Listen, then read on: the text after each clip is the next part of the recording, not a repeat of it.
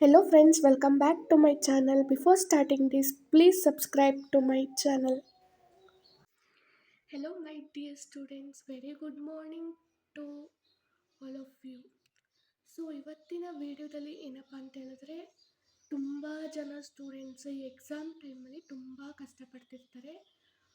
ಅವರಿಗಾಗಿ ಈ ಒಂದು ವಿಡಿಯೋ. ಎಕ್ಸಾಮಲ್ಲಿ ಹೇಗೆ ನಾವು ಪ್ರಿಪ್ರೇಷನ್ ಮಾಡ್ಕೋಬೇಕು ಮತ್ತು ಹೇಗೆ ನಾವು ಸ್ಕೋರ್ ಮಾಡಬೇಕು, ಸೊ ನಮಗೆ ಈಸಿಯಾಗಿ ಯಾವ ಥರ ನಾವು ನೋಟ್ಸ್ನ ಪ್ರಿಪೇರ್ ಮಾಡಬೇಕು ಅಂತ ನಾನು ಇವತ್ತಿನ ವಿಡಿಯೋದಲ್ಲಿ ನಿಮಗೆ ತಿಳಿಸ್ಕೊಡ್ತಾ ಇದ್ದೀನಿ.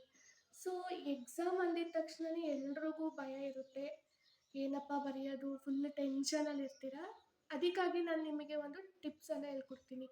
ಫಸ್ಟ್ ನೀವು ಬಿಫೋರ್ ಯುವರ್ ಸ್ಟಡಿ ಇದನ್ನು ನೆನ್ಪಿಟ್ಕೊಳ್ಳಿ. ನೀವು ಸ್ಟಡಿ ಮಾಡೋಕ್ಕಿಂತ ಮುಂಚೆ ಮೊಬೈಲ್ ಫೋನ್ಸ್ನ 1 ಅವರ್ವರೆಗೆ ಟಚ್ ಮಾಡಬೇಡಿ. ಅದರಿಂದ ನಿಮ್ಮ ಕಾನ್ಸಂಟ್ರೇಷನ್ ಏನಿದ್ರೂ ಬುಕ್ ಮೇಲೇ ಇರಬೇಕು. ಈ ಬುಕ್ ಮೇಲೆ ಇರೋದ್ರಿಂದ ನೀವೇನು ಕಲಿತೀರಾ ಅನ್ನೋದು ನಮಗೆ ಈಸಿಯಾಗಿ ಅರ್ಥ ಆಗುತ್ತೆ.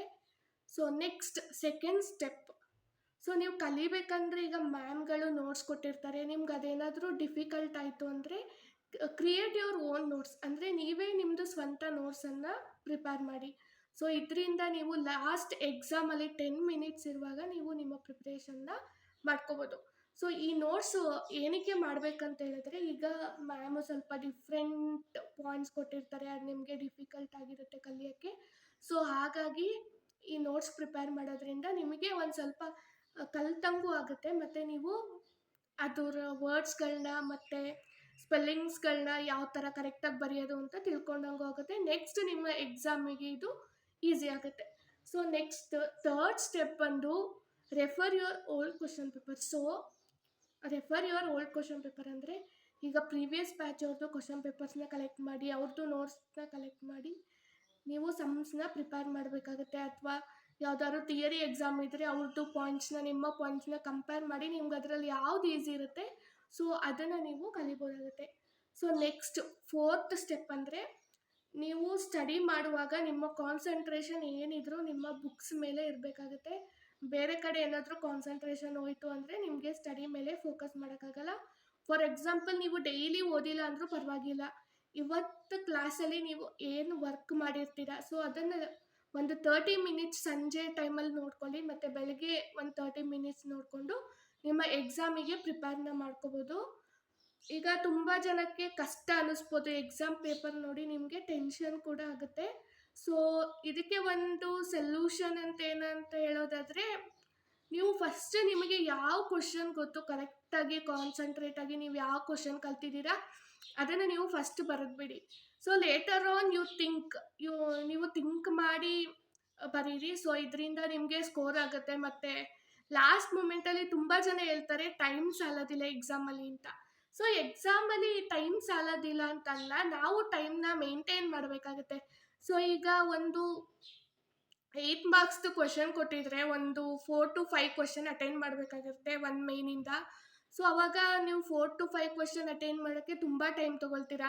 ಈಗ ಫಾರ್ ಎಕ್ಸಾಂಪಲ್ 2 hours ನೀವು 8 ಮಾರ್ಕ್ಸ್ದು ಕ್ವಶನ್ ಬರೆದ್ರೆ ನೆಕ್ಸ್ಟ್ ನಿಮಗೆ ಟೈಮ್ ಮೇಂಟೈನ್ ಮಾಡೋಕ್ಕೆ ಆಗೋದಿಲ್ಲ.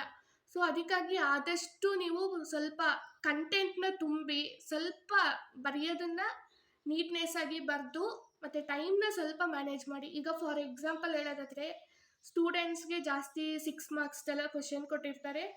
ಈ ಮ್ಯಾಥ್ಸ್ ಮಾಡೋದ್ರಲ್ಲಿ ಅವ್ರದ್ದು ಅರ್ಧ ಟೆನ್ಷನ್ನ ಇದು ಮಾಡ್ಕೊಂಡಿರ್ತಾರೆ ಎಕ್ಸಾಮ್ ಹಾಲಲ್ಲಿ. ಅವರಿಗೋಸ್ಕರ ಹೇಳ್ತಾ ಇದ್ದೀನಿ, ಫಸ್ಟ್ ನಿಮಗೆ ಏನು ಗೊತ್ತು ಅದನ್ನು ನೀವು ಸಾಲ್ವ್ ಮಾಡಿಬಿಡಿ. ಲಾಸ್ಟಿಗೆ ಯು ಥಿಂಕ್ ಆ್ಯಂಡ್ ರೈಟ್.